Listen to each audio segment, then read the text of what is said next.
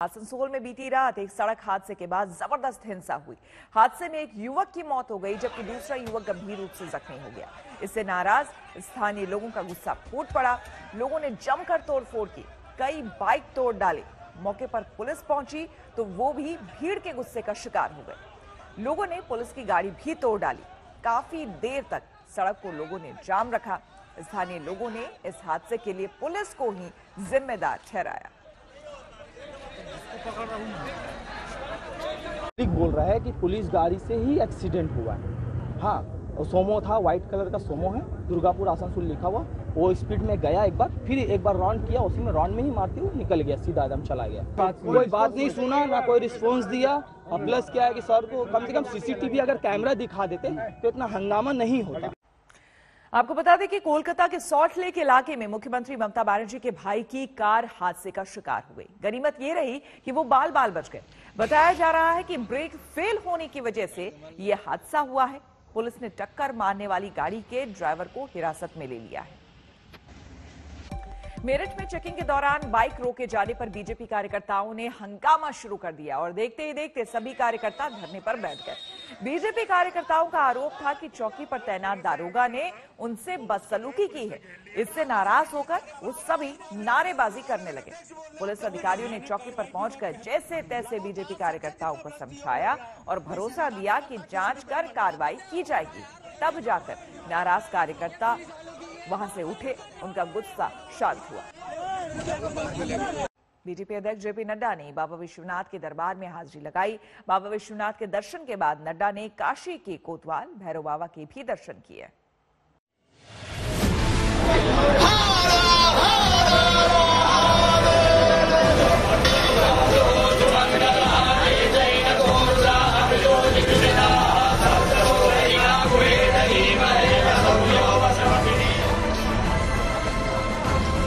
पांच राज्यों में विधानसभा चुनाव के ऐलान के बाद देश की सबसे बड़ी राजनीतिक पार्टी बीजेपी के मुखिया भगवान काशी विश्वनाथ की शरण में पहुंच गए।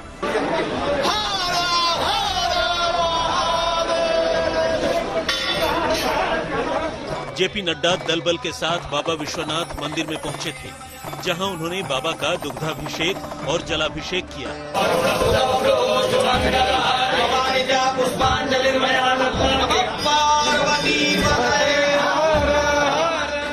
नड्डा ने भगवान भोलेनाथ को बेलपत्र और फूल अर्पित किए। मनोयोग से पूजा की, भोलेनाथ की आरती भी उतारी।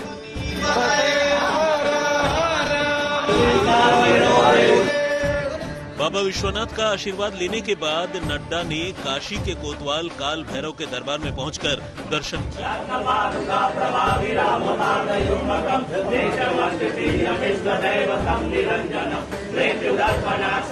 जब भी काल भैरव काशी विश्वनाथ जी के दर्शन करने आता हूं तो साथ ही साथ काल भैरव जी के भी दर्शन करके आशीर्वाद लेता हूं।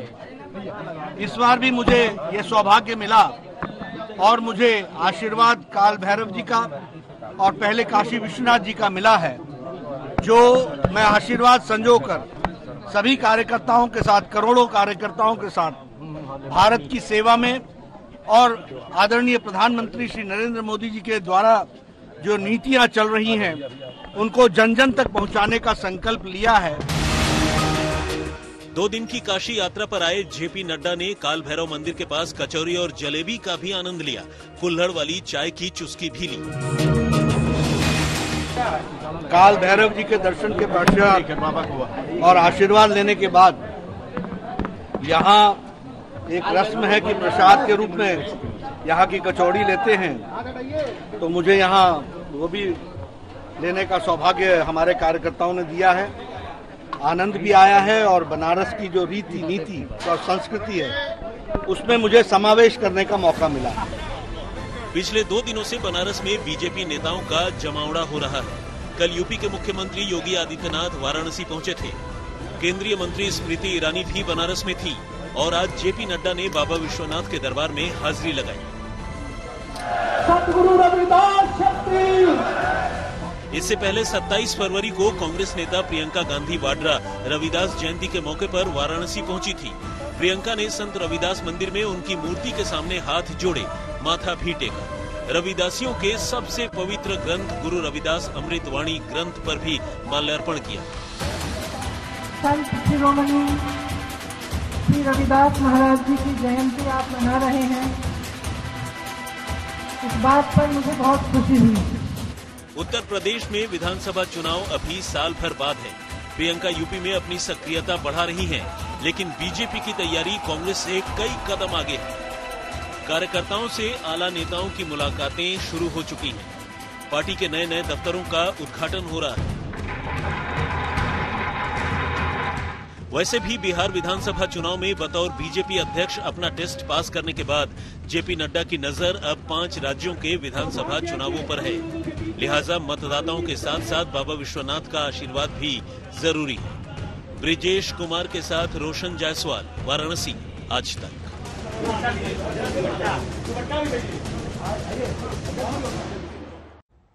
भारत में कोरोना टीकाकरण अभियान में शुरुआत से ही डॉक्टर्स, नर्सों के अलावा फ्रंटलाइन वर्कर्स को टीके लग रहे हैं। सरहदों की हिफाजत करने वाले हमारे सुरक्षा बलों के बीच टीकाकरण अभियान का स्टेटस क्या है, इसे जानने के लिए हमारी टीम बीएसएफ के वैक्सीनेशन सेंटर गई। अंतर्राष्ट्रीय बॉर्डर के एक बीएसएफ कैंप से ये रिपोर्ट देखिए।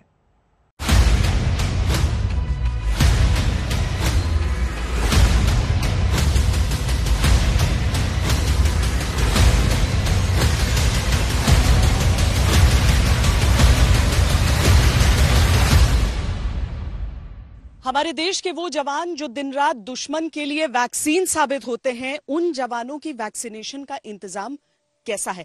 यानी कि अगर हम फ्रंटलाइन वॉरियर्स को वैक्सीनेट करने की बात करते हैं तो उसमें सबसे पहले हमारे सुरक्षा बल शामिल हो जाते हैं। अब बीएसएफ की ये जवान जो सुदूर इलाकों में, इंटरनेशनल बॉर्डर से लगे हुए इलाकों में तैनात रहते हैं, उनकी वैक्सीनेशन किस तरह की जाती है, आज वो देखने के लिए हम पहुंचे हैं, क्योंकि हमारे रक्षकों की रक्षा बहुत ज्यादा जरूरी है।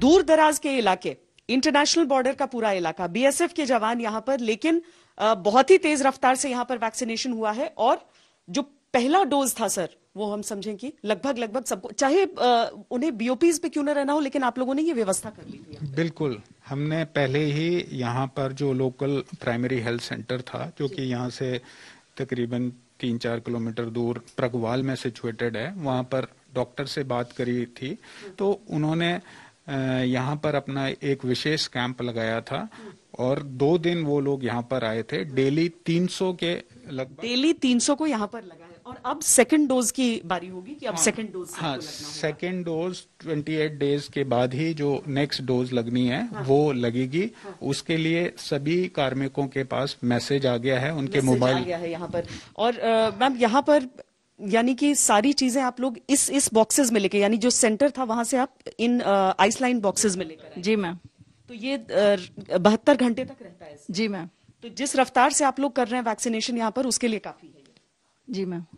तो ये देखिए कि आप यहाँ पर सारे जवानों तक पहुंच जानी है ये वैक्सीन की सुरक्षा, और इसीलिए इस तरीके से, जैसे युद्ध स्तर पर तो हमेशा इनकी प्लानिंग रहती है, लेकिन यहाँ पर एक अलग तरह की प्लानिंग। तो यहाँ सर आप क्या डिटेल्स ले रहे हैं? जब इनका नाम, डेट ऑफ बर्थ वगैरह, हाँ, आईडी प्रूफ ले रहे हैं, यूनिट का नाम ले रहे हैं, कंपनी का नाम लिख रहे हैं, और बेसिक आप हेल्थ मॉनिटर जी। और साथ में ये व्यवस्था कि अगर कहीं कोई कॉम्प्लिकेशन हो तो बेड्स रहें। जी जी मैम जी, अगर जरूरत पड़ता है तो इसमें हम मतलब टेम्पोररी मतलब थोड़ी देर मॉनिटर कर लें। जी जी। तो आधे घंटे की जो मॉनिटरिंग देश के बाकी हिस्सों में होती है, दुनिया के बाकी हिस्सों में होती है, वो यहाँ पर भी बाकायदा एक एक चीज का पालन यहाँ पर किया जा रहा है।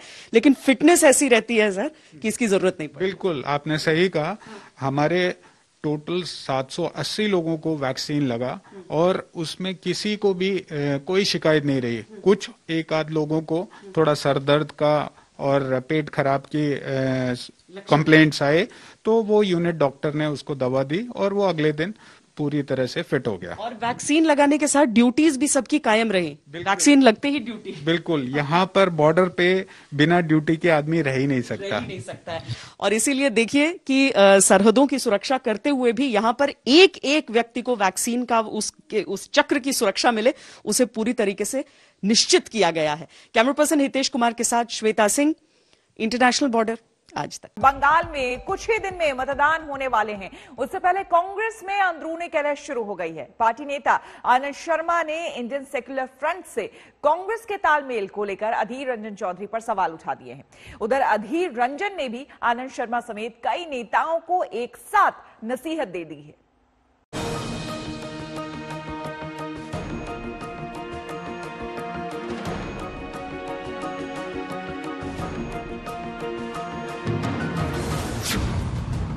बंगाल चुनाव से पहले कांग्रेस में अंदरूनी लड़ाई।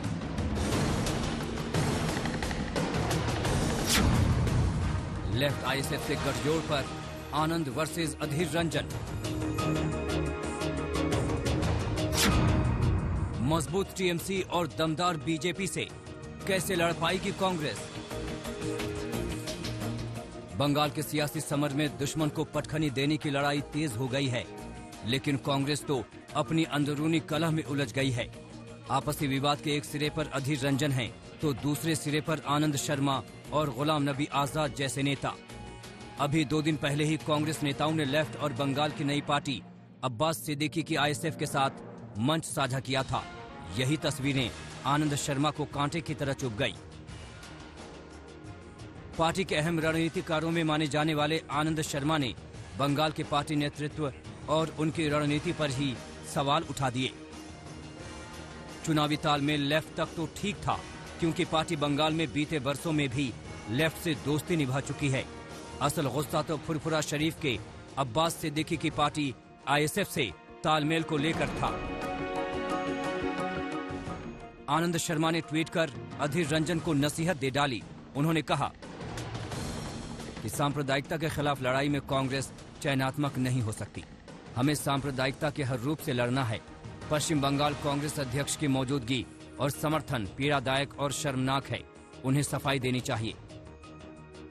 आनंद शर्मा ने यह भी ट्वीट किया कि आईएसएफ और ऐसे अन्य दलों के साथ कांग्रेस का गठबंधन पार्टी के मूल विचारधारा गांधीवाद और नेहरूवादी धर्मनिरपेक्षता के खिलाफ है, जो कांग्रेस पार्टी की आत्मा है।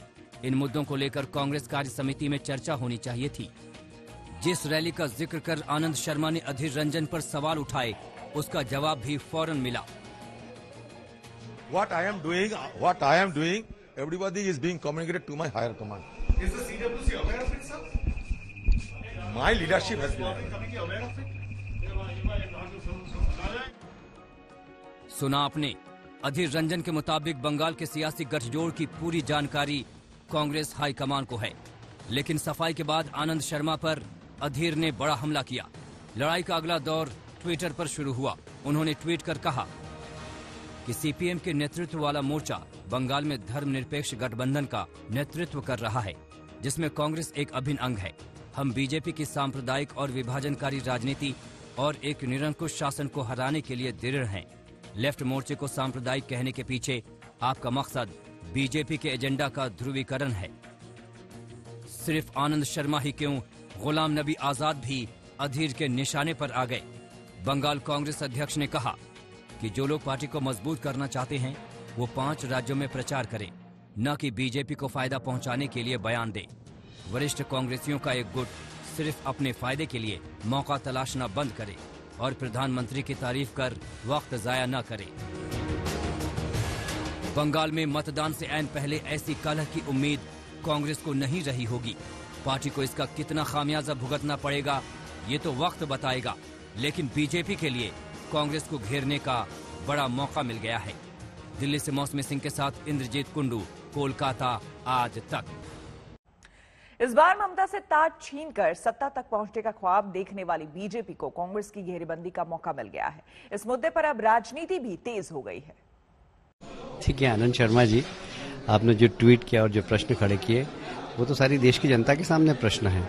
क्योंकि जो कांग्रेस केरल में जाती है तो सीपीएम के खिलाफ बयानबाजी करती है, सीपीएम के खिलाफ चुनाव लड़ती, वही नेता जो केरल में सीपीएम को गाली देकर आता है, वो बंगाल आता है तो सीपीएम के नेताओं के साथ गले में हाथ डालता है और सीपीएम की प्रशंसा करता है।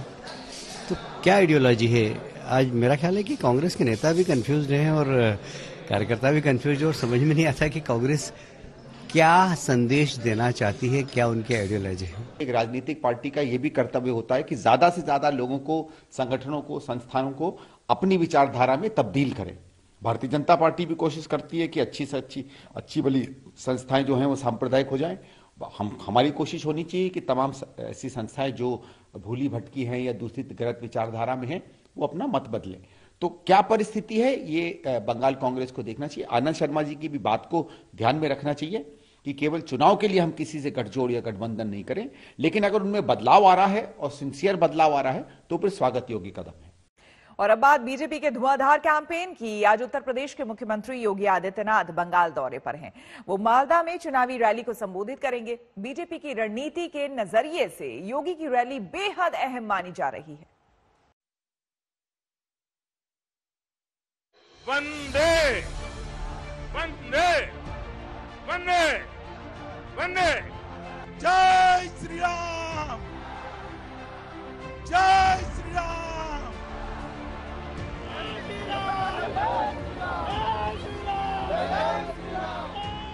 बंगाल में बीजेपी का हिंदू कार्ड।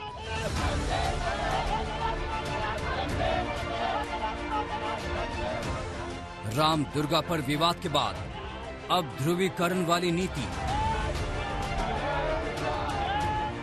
हिंदू वोट का सहारा, बीजेपी को मिलेगा किनारा।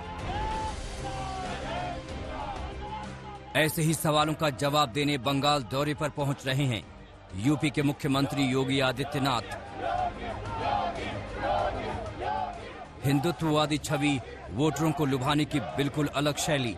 बीजेपी के स्टार कैंपेनर में से एक योगी की शुरुआत मालदा से होने जा रही है, जहां करीब 50% मुस्लिम आबादी है। मालदा के गाजोल इलाके में योगी आदित्यनाथ पहले एक रोड शो करेंगे, फिर विशाल चुनावी रैली को संबोधित करेंगे। 2019 के लोकसभा चुनाव में भी योगी के बंगाल दौरे का आगाज मालदा से ही तय था, लेकिन तब ममता सरकार ने उन्हें रैली की इजाजत नहीं दी थी। हम सब आपको आश्वस्त करते हैं, ये सरकार हमें रोक नहीं पाएगी। बंगाल में भारतीय जनता पार्टी की सरकार आएगी। आप सभी कार्यकर्ताओं के बल पर, आपके दम पर हम सब बंगाल में भारतीय जनता पार्टी की सरकार लाने में सफल होंगे और मैं बंगाल पुनः कार्यक्रमों में अवश्य आऊंगा और आपके साथ इस अराजक, संविधान विरोधी अराजक सरकार का डटकर मुकाबला करने के लिए सड़कों पर आपके साथ हम लोग इस लड़ाई को आगे बढ़ाएंगे। लेकिन इस बार तस्वीर अलग है। बीजेपी को कामयाबी नजर आ रही है।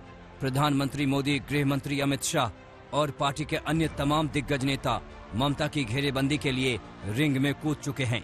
लेकिन सवाल है कि सीएम योगी के चुनावी अभियान का आगाज मालदा से ही क्यों? दरअसल मालदा बांग्लादेश से सटा इलाका है। यहाँ घुसपैठ और रिफ्यूजी समस्या जबरदस्त है। जिले में आधी आबादी मुस्लिमों की है और सबसे अहम यह है कि 2019 में बीजेपी ने मालदा उत्तर लोकसभा सीट पर जीत हासिल की थी। वहीं 2016 के विधानसभा चुनाव में बीजेपी वैष्णव नगर सीट से जीती थी। 2019 के उपचुनाव में हबीबपुर सीट भी बीजेपी के खाते में आ गई थी। बीजेपी को लगता है कि हिंदू वोटों के ध्रुवीकरण की वजह से बीजेपी अपने मिशन बंगाल में कामयाब हो पाएगी। मालदा की 12 विधानसभा सीटों पर 26 और 29 अप्रैल को आखिरी दौर में मतदान होना है।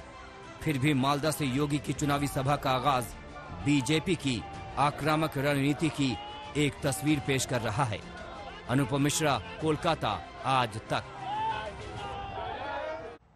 पश्चिम बंगाल में पहले कांग्रेस ने 20 साल शासन किया, फिर लेफ्ट ने बंगाल की सत्ता 35 साल अपने हाथ रखी। अब ममता बनर्जी 10 साल से सत्ता में है।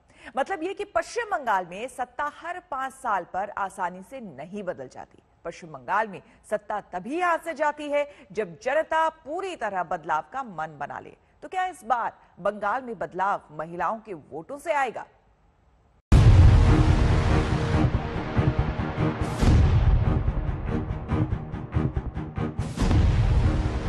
पहले पोस्टर तृणमूल कांग्रेस लाई बंगाल को अपनी बेटी चाहिए, फिर पोस्टर लाती है बीजेपी ये लिखते हुए कि बंगाल को बेटी चाहिए बुआ नहीं, और फिर इसके बाद कोलकाता की सड़कों पर एक बुजुर्ग मां का जख्मी चेहरा आता है पोस्टर पर चिपका हुआ।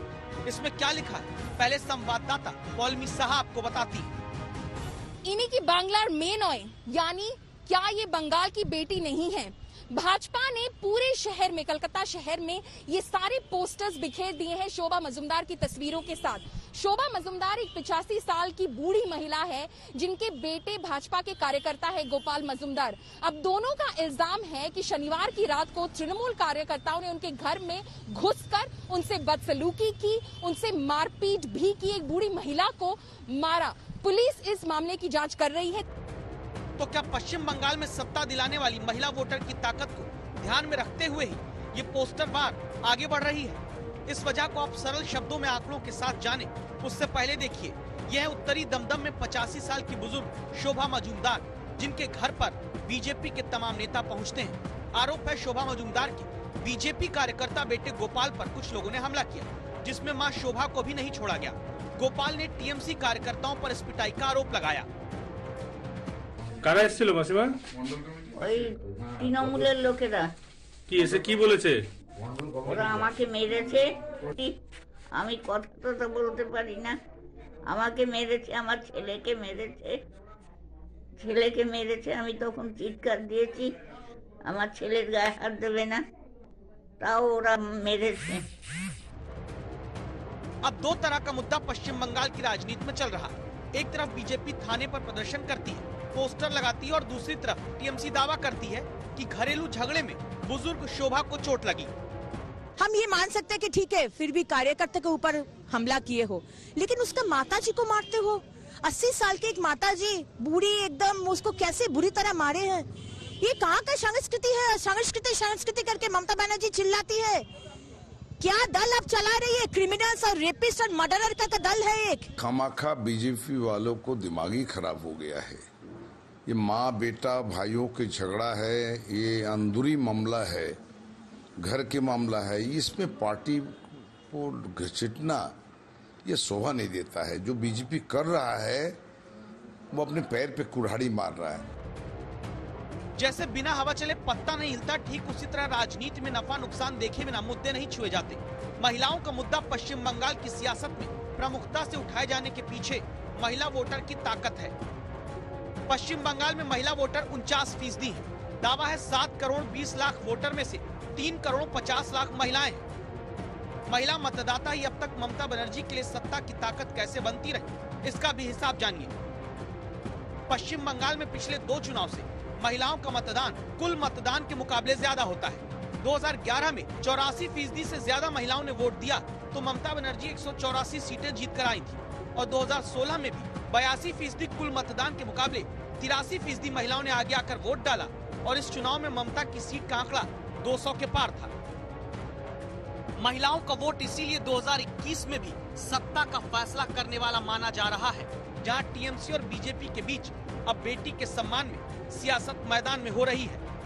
ये हमारा जो तस्वीर देख रहे हैं, ये बंगाल में भर घर का जो महिला लोग है, बहन है, माँ दुर्गा है, सब लोग प्रेजेंट कर रहा है। जो बंगाल में सिर्फ हम दीदी नहीं है, बंगाल में बंगाल का सब दुर्गा, घर घर में जो बंगाल का महिला लोग है, सब लोग दीदी के खिलाफ लड़ेंगे। बीजेपी का जो पोस्टर है, इससे गंदा और कुछ नहीं हो सकता है, क्योंकि वो पोस्टर में लिखा है वो पीसी को नहीं चाहते हैं, बंगाल की लड़की को चाहते हैं। तो पीसी कैसे होती है अगर वो बंगाल की मां नहीं होती है?